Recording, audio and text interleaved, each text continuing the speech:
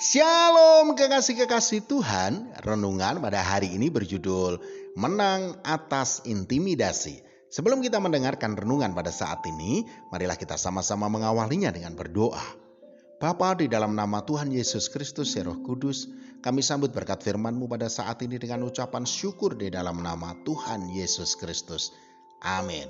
Firman Tuhan pada saat ini terambil dari Nehemia 4 ayat 1.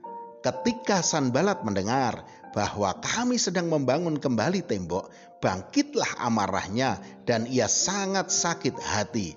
Ia mengolok-olokkan orang Yahudi. Kekasih-kekasih Tuhan, apa itu intimidasi? Intimidasi bermakna tindakan menakut-nakuti, terutama untuk memaksa orang atau pihak lain berbuat sesuatu.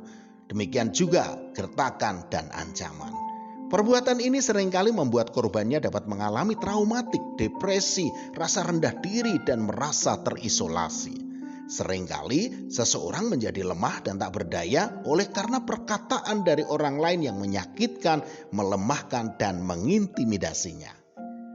Ada satu tokoh Alkitab yang mengalami intimidasi yang luar biasa, namun ketika dia melibatkan Tuhan, maka dia keluar menjadi pemenang atas intimidasi itu.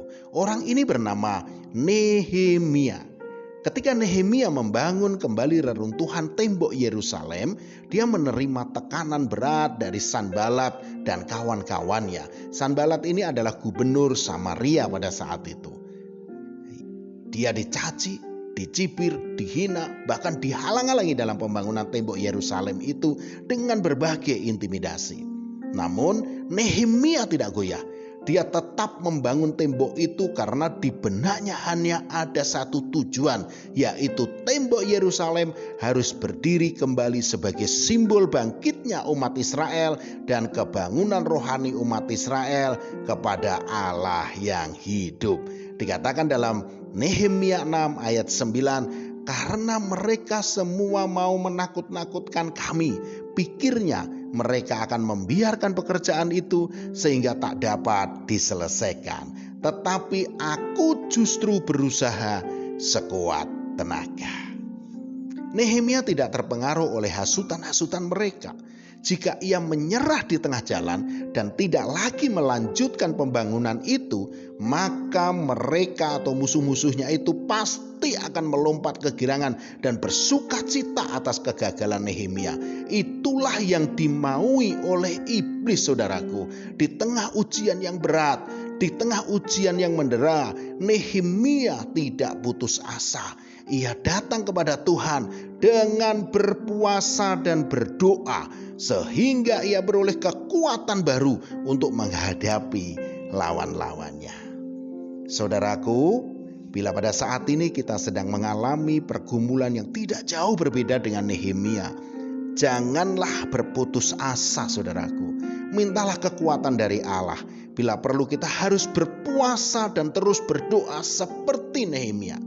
Memang iblis tidak pernah lelah untuk melemahkan kita, terutama dengan intimidasi-intimidasinya untuk melemahkan bahkan menjatuhkan kita.